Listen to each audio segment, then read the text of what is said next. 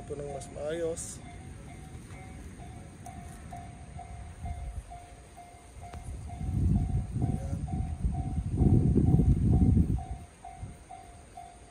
And punta tayo sa kabila. Okay guys, so dito naman po tayo sa garden.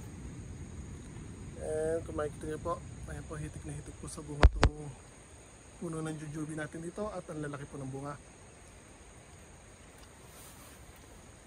Ito po yung isang sanga. Ayan, nalundo na po kasi naglabas po na siya ng bagong shoots, mga bagong sanga, bagong dahon. And tingnan niyo po, hitik na hitik po sa bunga. So lumundo na po siya sa bigat. Wait, lalayo lang po ako para makita niyo po talaga yung actual nature niya. So nakatayo po dati yan, pero since nga hitik na hitik sa bunga, lumundo po siya. Same as dito po sa dulo ng puno ng jujube ko. So dito pag tinignan niyo straight or kapaling ng kapraso,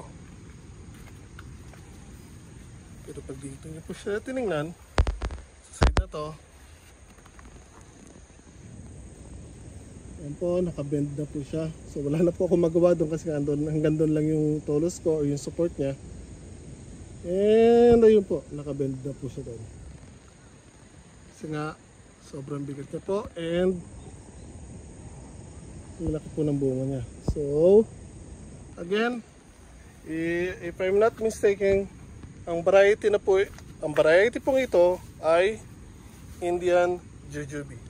So, pwede nyo po akong i-correct kung alam nyo po ang variety na to, dahil again, I'm only making my conclusions based sa mga nakikita ko sa YouTube or nakita ko sa YouTube. And ayun po, patuloy pa rin po silang lumalaki. So kung makikita nyo po, hindi pa po tapos silang mag-grow. Na-deform po sila kasi po sa init, again, sobrang init.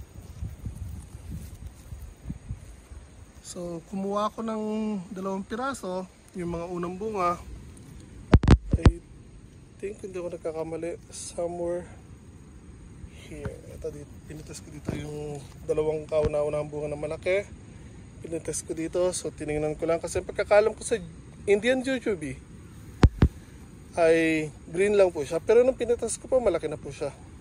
So tinatry ko lang para lang po makasigurado kung hinog na po ba siya or hindi, kasi nga I'm starting to wonder na baka nga ako Indian jujube siya at hindi Chinese jujube. So again, yung sa harap ng bahay ko is Chinese jujube.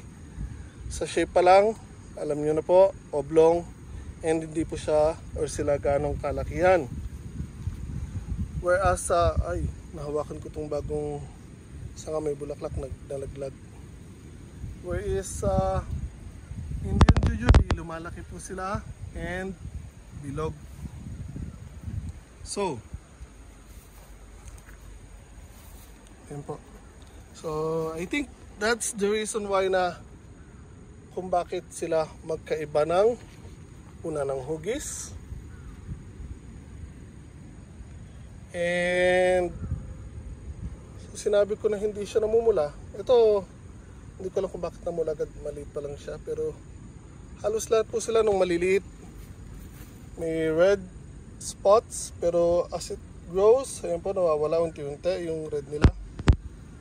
So please correct me kung nagkakamali po ako, kung alam niyo po ang variety nito. Pero again, I'm only basing my conclusion sa mga nakikita ko din sa YouTube, mga videos na nakikita ko, napapanood ko. So mga nakikita ko kasi Indian jujube, yung mga bilugan na malalaki, yung lumalaki. And yung Chinese jujube, yung mga oblong na maliliit po. So again, please correct me if I'm wrong.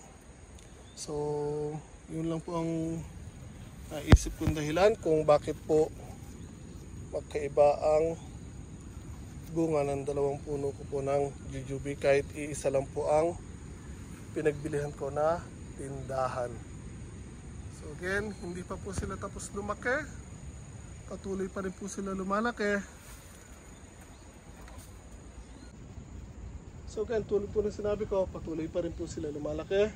And as of now, I make it a point na everyday po, dinidilig ko po sila. And pag dinilig ko po sila, marami po or nilalawa ko po tong lupa.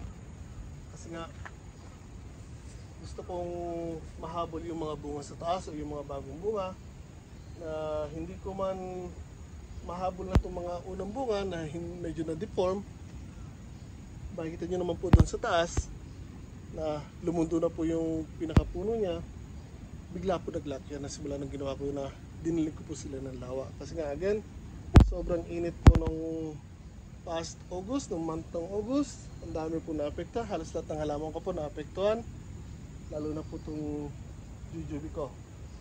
And again, simula nung dinamihan ko yung pagdidilig ng tubig, ayun po nangyari.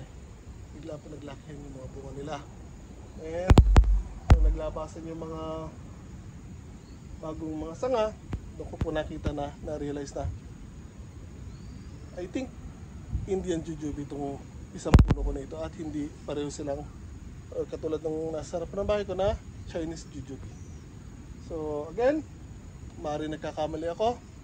Kung alam niyo po ang variety nito, please correct me if I'm wrong. Message lang po kayo para again, mas ma-inform po ako sa mga hindi ko po alam. So again, binabasa ko lang po nalalaman ko sa or sinasabi ko sa mga nabasa ko or napanood ko sa mga videos din po sa YouTube. So again, sana po nakas niyo po simpleng lagi ko sa mga puno ko ng jujube or dalawang puno ko po ng jujube na which is I think Indian jujube nasa harap ng bahay ko at sorry, Chinese jujube nasa harap ng bahay ko and I think ito po ay Indian jujube.